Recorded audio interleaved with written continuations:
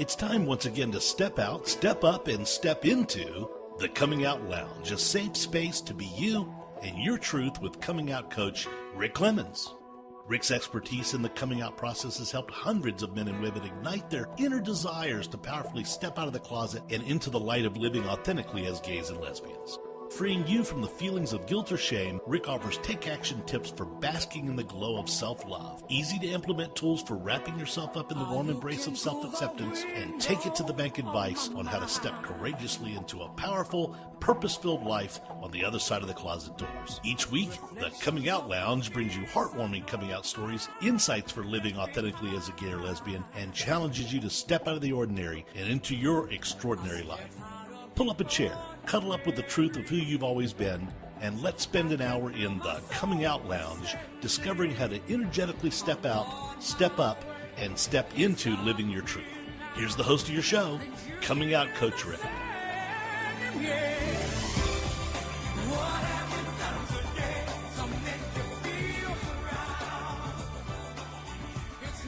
Hello, Closet Busters. It's time once again to stop the closet dwelling and to step out, step up, and step into living your powerful truth. Because in all honesty, the greatest gift you can truly give yourself is to step out of those closet doors, be yourself all the time in every way. And today's guest has truly done that. In fact, today's guest is a writer, photographer, a communications specialist in the aerospace industry, which even includes having served the U.S. Air Force for a while, working on missile systems, and later working in private industry to accomplish some environmental testing for systems in the airlines and spacecraft world. Additionally, my guest has written a book called The X-15 Rocket Plane, Flying the First Wings into Space. And that book was published by the University of Nebraska Press in 2013 and has become part of their Outward Odyssey, People's History of Spaceflight series.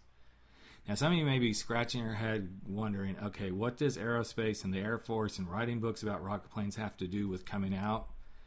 Well, let me tell you, it has a whole lot to do for my friend Michelle. You see, Michelle is a woman in a highly dominated male industry. But that wasn't always the case. And I'm not referring to the industry not always being dominated by males. What I'm referring to is Michelle wasn't always Michelle. In fact, up until 2006 when she began her transition, she was a man. And then she realized she could no longer live this horrible secret that she was trying to hide from everybody but one person in particular. And we're going to get into that on today's show. She started her transition in 2006 and completed her journey into being truly who she was, the woman that she is, in 2008. And joining me now is my friend Michelle Evans. Welcome to the podcast, Michelle.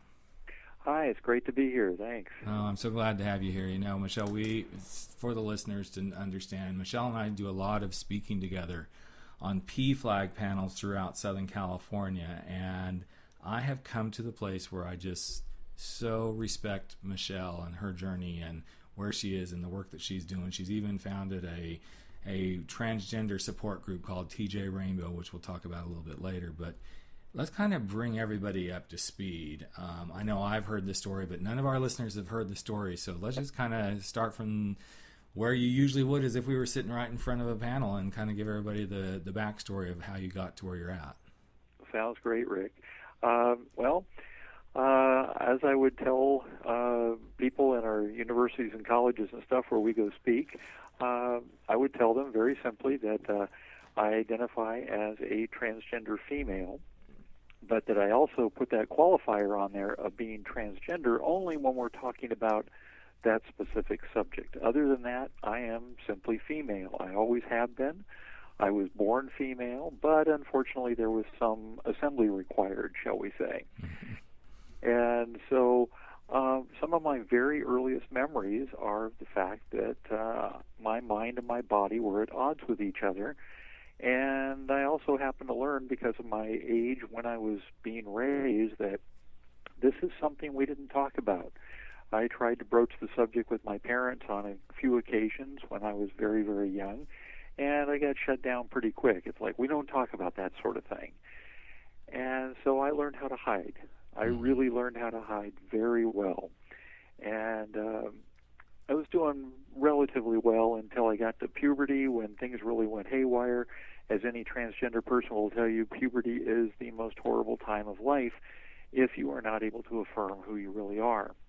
And what that means is simply that you end up going through puberty the wrong direction. And so even though I knew in my mind that I was female, my body had other things to tell me about, and so I ended up with many, many years of what I consider testosterone poisoning.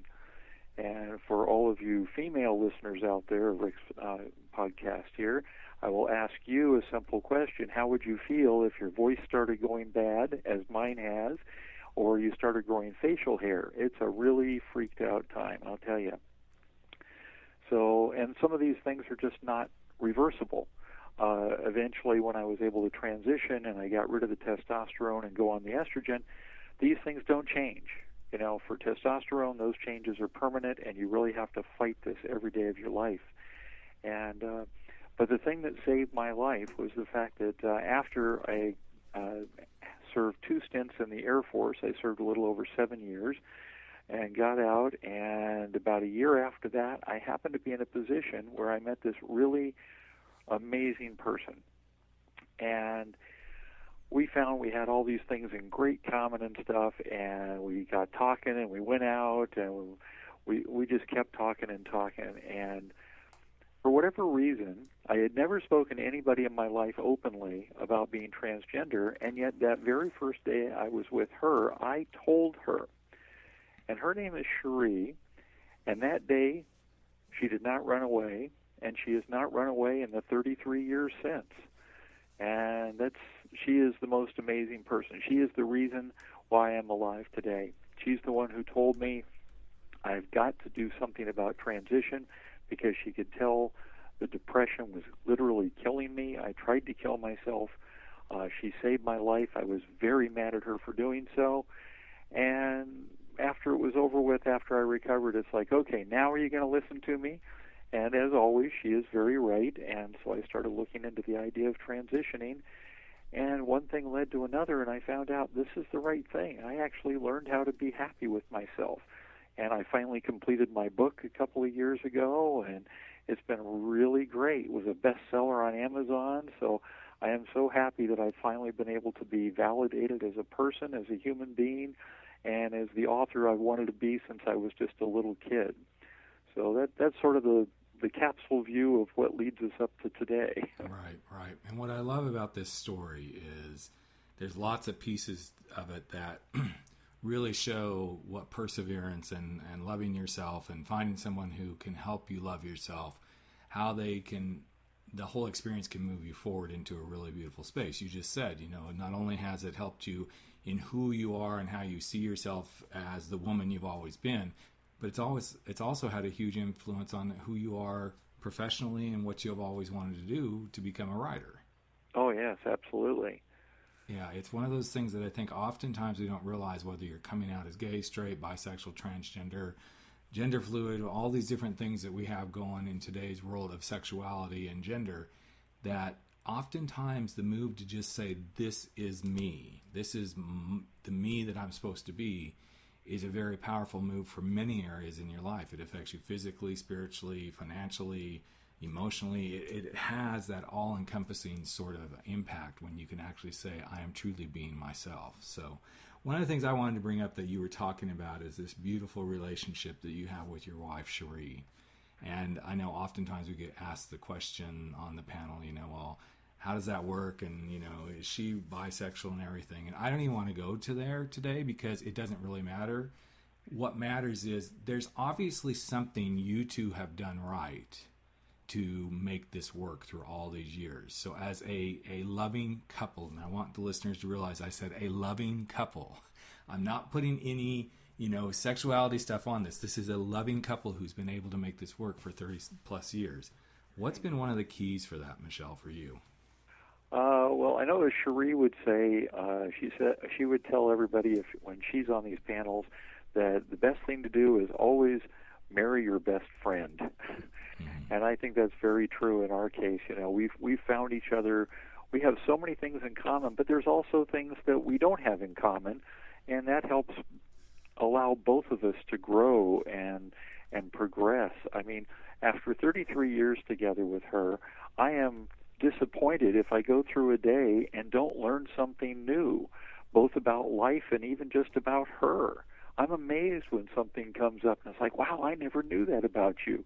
Let's talk about that more. I want to know more. And it's just an amazing thing to be with her and find these things.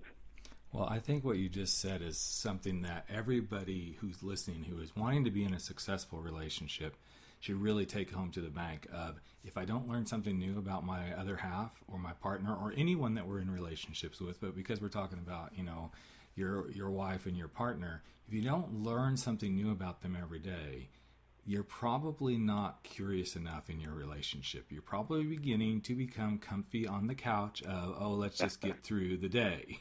Right. I think it's very important when we start to go, okay, what is that thing they're doing and why are they doing it? Ask the questions. For instance, if somebody said, and in fact, I just interviewed somebody a couple of days ago who's a relationship coach, and one of the things he brought up was, if you know your partner likes Mexican food, and you just know that, but you've never asked why, there's something to go get a little more deeper and closer to them about. If you know they like certain kinds of movies, ask them why they like those movies. Sometimes we don't think of the simplest things that can really start some beautiful dialogue. Yeah. Well, and all of that can be summed up in one simple word, and it's communication. I mean, so many people that we know that have been together for a long time, they just don't communicate. As you say, they'll sit on the couch, they'll have dinner, whatever, and, you want to go to a movie or something, and that's about the extent of their life. Right. Cherie and I, it's like, where do you want to go next? Where do you want to go explore? Mm-hmm. We take trips, and we're like, that looks fun. Let's drive down that way. It wasn't on our itinerary, but who knows what we're going to find. Right. And that's where all the wonder comes from. But, this piece of wonder, and I don't know why I feel intuitively just feeling like this is a good question to ask right now. I think your own intuition and your own point of wonder for yourself, Michelle, is what kept you. I know Cherie had a lot to do with keeping you going and finally getting you moving in the right direction. But you had to have always wondered in your own head, what would it really be like if I was really within the type of body that matched my mind? There had to be some continuing wonder all the time in your mind, correct?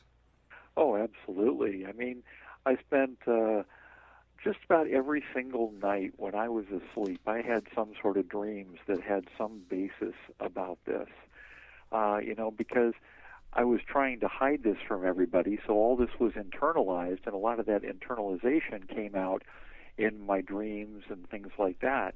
So I would wake up the next morning, and in some cases, I could actually be happier in the morning than I went to bed at night because I had had some good experience right. at night in that relationship.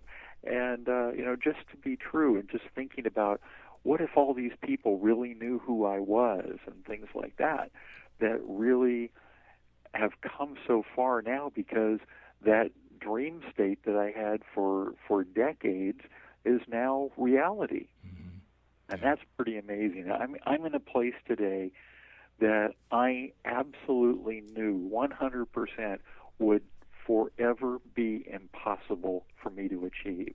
When I grew up, I'm 6'2". I've got this really crappy voice, all these other kind of things. I stand out in the crowd. And so to sit there and say, you're going to be able to successfully transition to mm-hmm. your true female self, it's like, no way in the world that would ever happen. And now that it has, it's like I look back at it and it's like I don't even really know how it occurred, but here it is. Right, here it is. But, I have interviewed, I think the youngest transgender person I interviewed was, 19 years old. And in between there, I interviewed a guy by the name of Ryan Salins, who was my very first transgender interview a couple of years ago. He's probably early 30s. So you are my oldest to date person that I've interviewed in the transgender world. And I am so old. I know, no, you're not. If I was sitting next to you right now, I'd slap you like I usually do and say, no, you're not. Okay. But the reason I'm bringing that up is because there's a different lens you had to look through to go through this. This isn't, and not that I'm saying today it's much better than it was, but it is better than it was. It's not, I wouldn't say it's much better than it was, but we're just beginning to break through some barriers for our transgender brothers and sisters. But let's kind of look back at that lens that you were brought up through. You alluded to it a little bit when you talked about, growing up with your parents, and, we don't talk about those sort of things.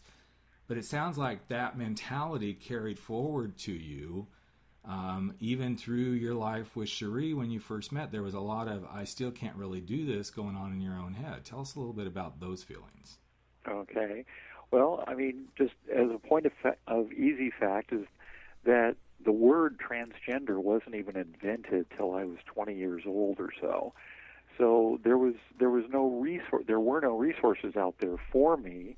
You couldn't go to the library, you couldn't pick up a book, and most bizarre of all, there was no internet back in those days.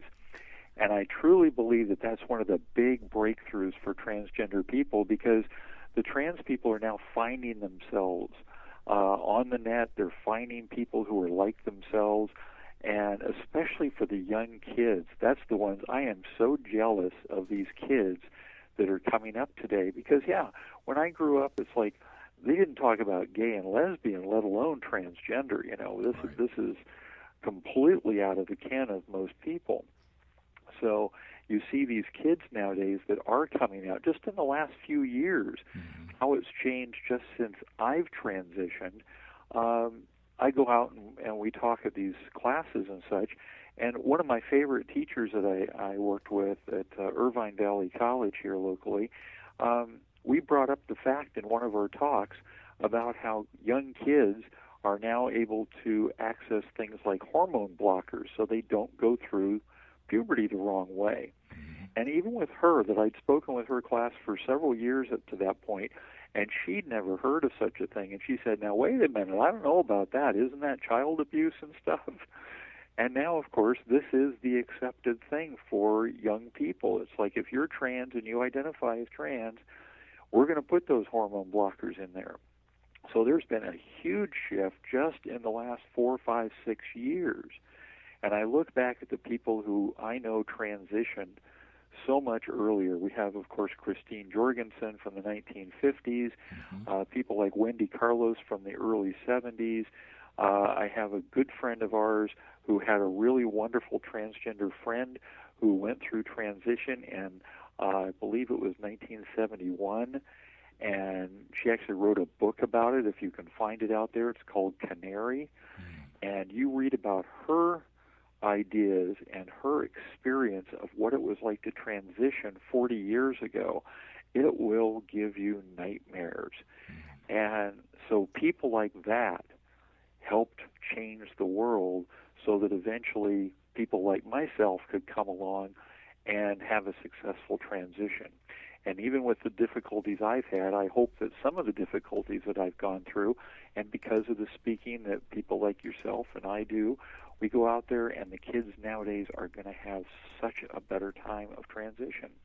Well, what you're bringing up, though, is something that I'm not sure a lot of people really understand, that at the time you were going through some of this, I'm not talking when you decided to make the transition, but the time that you were going through in the late 60s, 70s, up and through the 80s, was a time when people could actually be refused entry into our country if they were even thought to be gay or lesbian. This was actually happening. And I think sometimes we get so caught up into the world that we now live in that we forget to look at the historical pieces. We can all look back at 9/11, and then we can look back at different things that have occurred throughout history, the celebration of our country in 1976, and then the Vietnam War and all this sort of stuff. But it's really hard sometimes to remember that there was a whole lot of other stuff going on. I mean, Stonewall alone was just one piece of what started to happen for the gay and lesbian movement. And at that point in time, that was like almost heresy that was even being talked about, because nobody was talking about gay and lesbian and homosexuals whatsoever. It was so underground.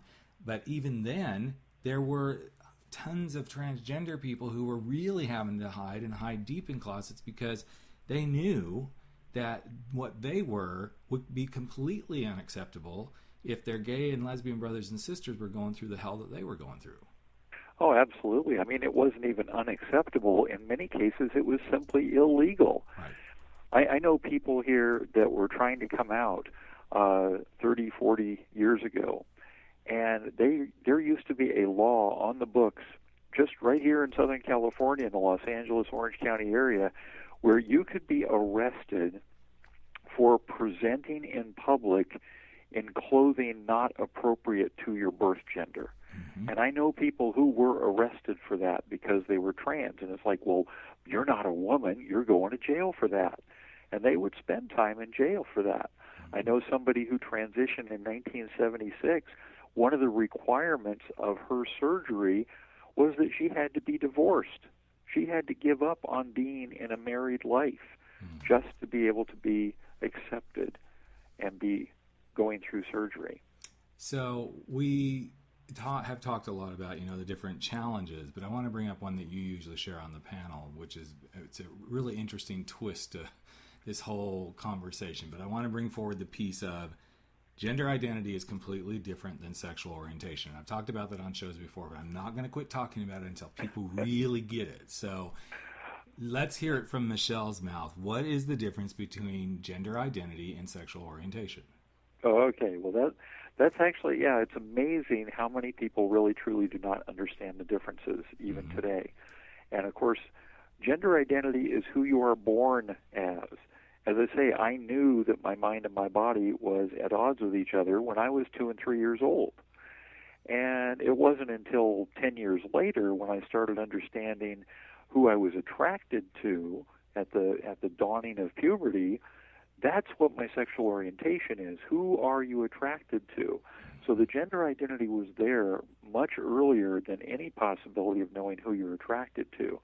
And people will use some simple things. They'll say, well, gender is between your ears and sexual orientation is between your legs, or who you wake up as in the morning is who you are versus who you go to bed with at night is who you are attracted to.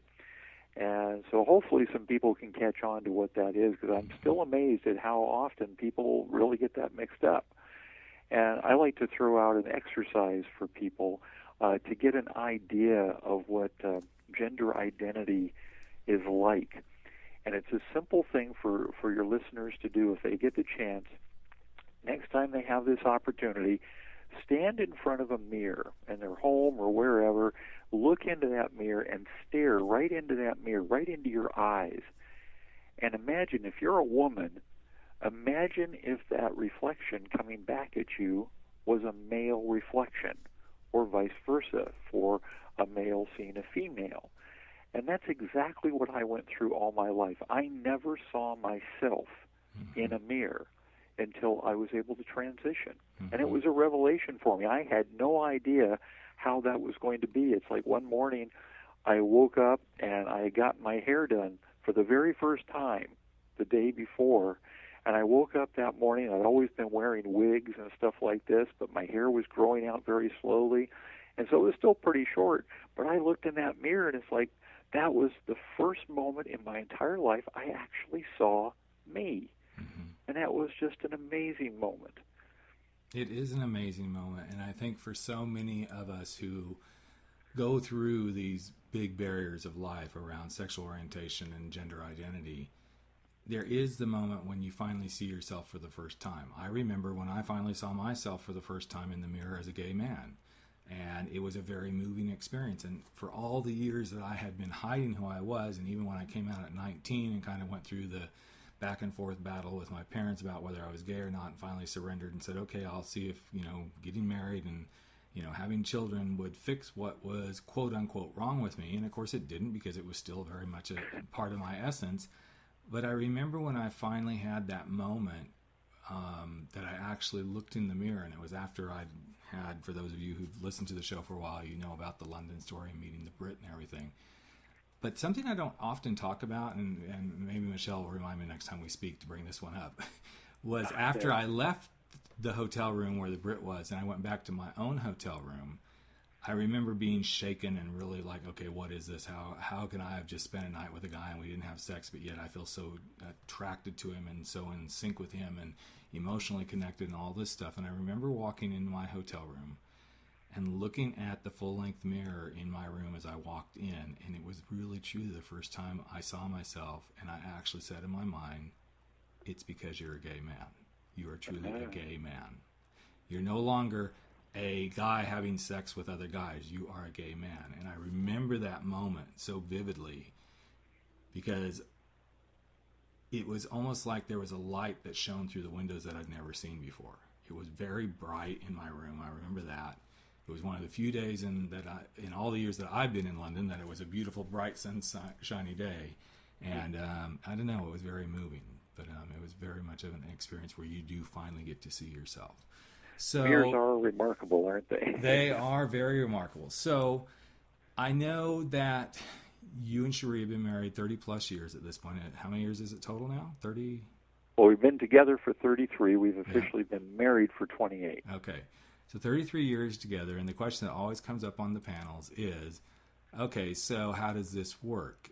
You were, quote, a man you were a man trapped or a woman trapped in a man's body, but you were actually attracted to women all along, correct? Right. I've always considered myself as a lesbian, even long time before I was able to transition, because again, I knew I was female and I knew I was only attracted to females, so I consider myself as a lesbian. All right. So then, of course, for the listeners, the question we get most frequently when Michelle's on a panel is, so does that mean your wife is a lesbian too? And that's not necessarily true, is it? No, not at all. And she would tell you that she would probably consider herself pansexual or bisexual, something where she's looking at the person. She's not looking at the genitalia.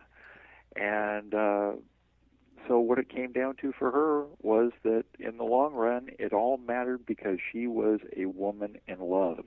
And that's exactly what's the truth for myself as well. And she knew from that very first day that I was trans, and so she treated me different than any other person I'd ever gone out with before, because she did know that. And I often talk about that as like, how many people give away their deepest, darkest secret on the first date? Right. I mean, it's just, I still find it remarkable that I talked to her, because I could not talk to anybody. There was a time when I was trying to speak with a therapist about this issue, to try to think about this idea of moving forward transition. And Cherie was there in the room with me, and I literally could not open my mouth and speak the words in front of that therapist. And yet with Cherie, it's never been a problem from the first moment. It's like, yeah, I was just open with her. I just could not talk to her about this. It's amazing. And the amazing thing is that I don't drink, so I don't know how she got it out of me in the first place. But I think this is, I've heard you tell that story over and over and over again, and I love it every time.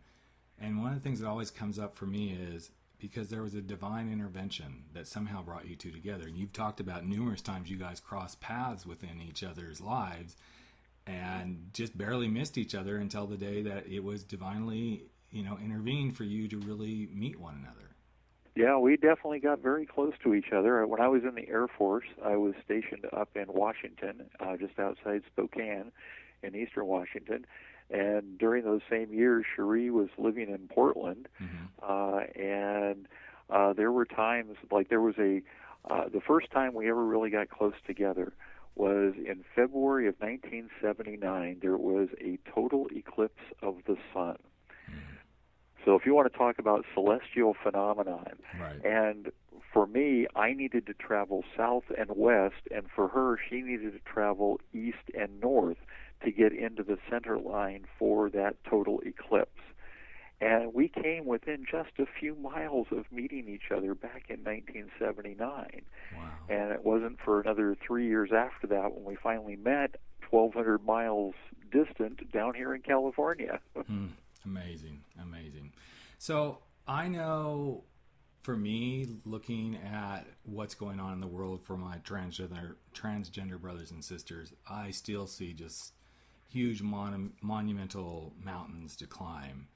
And I know for you living it, and I hate to say that because I don't even see you at this stage as a transgender woman. I see you as Michelle. That's who I see. Thank you. But there's lots of laws, there's lots of stuff going on, ballots and stuff, that are really going to have some effect on our transgender brothers and sisters' lives. Can you give us a little bit of insight about that? Oh yeah, it's very difficult. We've gotten over the last few years where, with things like marriage equality and such like that, where we've seen this progression of LGBT rights, and now we're getting people trying to push back against that. Mm-hmm. And there have been localities who have come in and stated, well, we want to make sure that LGBT people are fully accepted, and they'll put these laws in effect for anti-discrimination. And a lot of those laws are specific toward trans people, because one of the things that some people really get hung up on for some reason is this whole idea of trans people using a bathroom. Mm-hmm. You know, if you're out and you use a public restroom, as you mentioned, you know, you see me as female, and that's right. Wonderful. And I hope that the rest of the world sees me that way too, irregardless of this voice that I've got, to use a really bad English word. But the point is that, you know, if I tried to go in and use a male bathroom just because that's what my genitalia was when I was born versus what it is today, that would be putting me in danger. And that's what happens with some people. There are laws that have been enacted across this country that have invalidated the anti-discrimination laws and specifically put laws in place. There's one law that was passed that says you have to use the bathroom that corresponds to your chromosomes. Mm. It's like, what, you got to get a blood test and a chromosome test before you can go to the restroom? And what people just don't understand is when I need to go use a public restroom, it's not because I'm some freak voyeur or something like that. It's for the simple fact that I need to use a restroom. Exactly. And it's wonderful here in California because we have the laws helping to protect trans people. We had a law that went into effect about a year and a half ago called AB 1266, which is a huge breakthrough for K through 12 students. Trans people are now allowed to use the proper restroom, the proper facilities that match their gender, their proper gender versus maybe what their physical gender still is. That's a huge breakthrough. It really is. Well, it is. And we wish these would go across the country. I agree. And I realize this is slightly askew from what you're talking about, but it always amazes me that people kind of flip out about that. And I know because I had my own flip out moments around it. I was at Making Change conference 3 years ago in Atlanta. And it was the first time that I came across in a big convention public space where there was male restrooms, female restrooms, and non-gender restrooms, you know. And I thought, okay, how am I going to do this? How do I want to be in this moment? Because it was like I wasn't used to this yet. It was like, okay, I'm just beginning to really step into this world. Yet, I have no qualms going, like last night, I was at a show, actually. I was at a show in Los Angeles, and there was one restroom for everybody. I had no qualms going into that restroom. Yes, I realized it was one, and it was only one toilet and everything. But one right after another, it would be a couple of women, then a guy, and then a couple of more women, and then maybe two guys. It's like, we don't have any issues sharing restrooms that way. But the moment that we are told this is a gender-neutral bathroom, we all kind of flip out in our own ways, and then we have to come to terms with it. And the thing is what is the worst thing that's going to happen? I mean, I'm sorry, but the higher power that I believe in made us, some of us with, penises, some of us with vaginas, some of us with both. And then that same power has enabled the beautiful stuff of science to help people like you become truly who you are with your head and your body aligned. The worst possible thing that's going to happen is possibly somebody might get a sneak peek at you. That's it. I don't get it. It's like, really, if you're that uptight, then there's something really wrong in your life, because there's 101 ways that somebody could get a sneak peek at your body, even in your own home. If they really wanted to jump over the fence and look in your door or window or whatever, they could do that. So, I really feel for you and the rest of our community that are really suffering through this sort of stuff, because it's ludicrous is what it is. They seem to get this idea that, the only reason that I'm trans is because I want to be some sort of voyeur or something. Right. I want to get into the women's restroom. And women's restrooms, they're all stalls. If there's multiple spaces, they are all stalls. You're in a private space. Yeah. So if anything, you'd be more worried about the public spaces for urinals and stuff for men. Right. But pretty much, I will say, if you're a trans man, you're going to use the stalls anyway. It's very doubtful whether you'd be using the urinals. So yeah, it's ridiculous. And there's never been one case ever that a trans person has been shown to have attacked somebody in a restroom that way. It's probably completely reverse. How many trans people have been attacked in a restroom? Exactly. There was a horrible case just a couple years ago where some girl back east, I think it was in Massachusetts, and she was trans and she was using a restroom in a McDonald's. And another girl was in there and saw her and freaked out and started beating her and ended up dragging her out of the restroom, was beating her in the main dining room of the McDonald's. And, of course, people all over are pulling out their cell phones and taking pictures and video of this. Mm-hmm. A couple of people actually tried to intervene and stop the attack until the friend of the person doing the attack was telling everybody, oh, let her do it because she's attacking a trans person who tried to, use the women's restroom. And every single person who tried to aid her, at the moment they found out that she was trans, they backed off and let the other girl continue beating her. She almost died because of it. Just to go to the bathroom. Yeah. Yeah. Just to do what the normal human body needs to do to stay healthy. It's a exactly. tragic.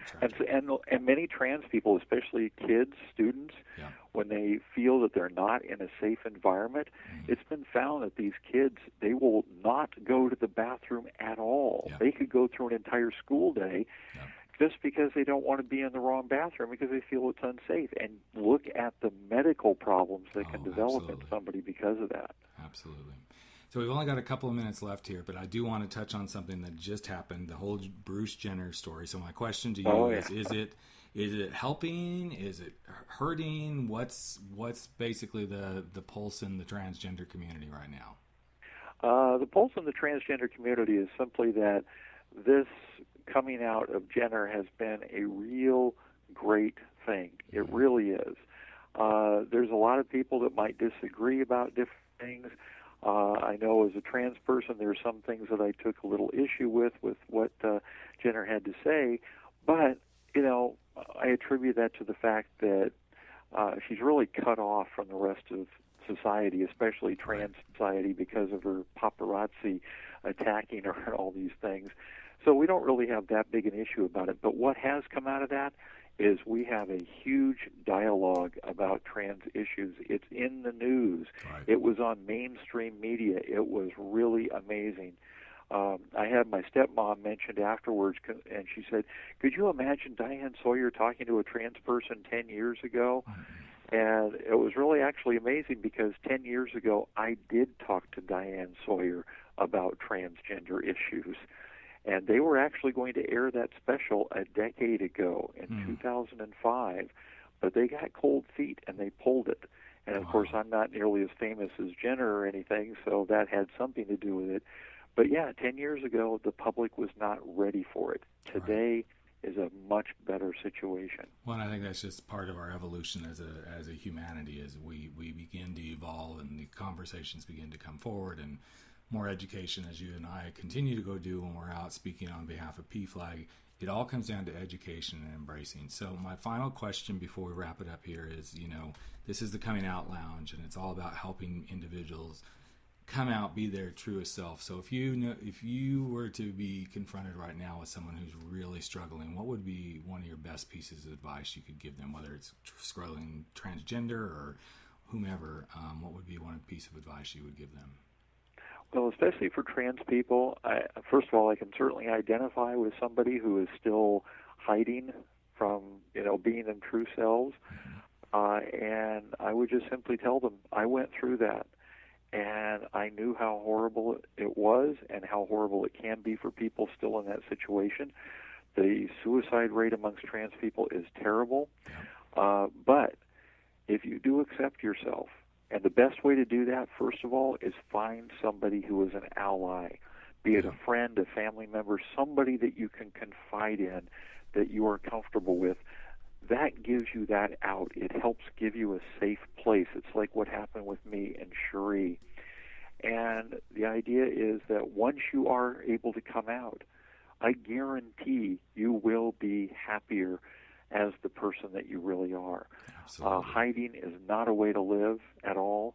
And, my best success has come after I transitioned, something I never thought I could do. If I can do it, the way that I look or whatever, anybody can do this. And it's really, really wonderful. And it's what I try to do with TG Rainbow, our support group, is to be there for people. And we've got people that come to the group, of course, are there, and they've never come out to anybody. They've never dressed publicly. This may literally be their first time ever presenting in their proper gender. And it's a wonderful experience to be with people like that. And I want to make sure everybody gets that. The group is called TG Rainbow. And where can they find information about that, Michelle? Actually, if you just type TG Rainbow into Google, it will take you directly to our website. We have a web page that talks about our meetings, our philosophy, who we are, where we're located. We actually have our meeting is on the third Friday of each month, so our next meeting happens to be this coming Friday. That's awesome. That's awesome. So, well, excellent. Well, Michelle, as always, you know how much I love and enjoy being around you and listening to your stories and love watching you share. I want to just say thank you so much for taking time to be on my podcast with me. It's been a long time coming, but I'm so glad we finally carved out the time to make this happen. Well, I really appreciate the invite. It's been really great talking to you, and I look forward to the next time we're on a panel together. Absolutely. You know what? And if you've been listening to the podcast and you've really gotten something out of some of the stuff that Michelle has shared, which has been so much today, don't forget to go on over to her website, mach25media.com is where you can find her, or Google TG Rainbow to get some support as you may be coming through the doorway to your transgender self. Also, if you feel like it, give us some love on iTunes, Stitcher, SoundCloud, wherever you happen to download the Coming Out Lounge. And as always, I'd love to have you hop into Facebook, join our Coming Out Coach family, become a part of the group, and share your dialogue and stories with us. And finally, if you're a Twitter person and you like to tweet, you can always tweet at me at Rick Clemens and use the hashtag #ComingOutLounge. And with that, we're going to say, as we always do at the end of every podcast, don't forget to go out there and never stop stepping out, stepping up, and stepping into living your powerful truth. We'll talk to you in just another week. Have a great one, and we are out of here.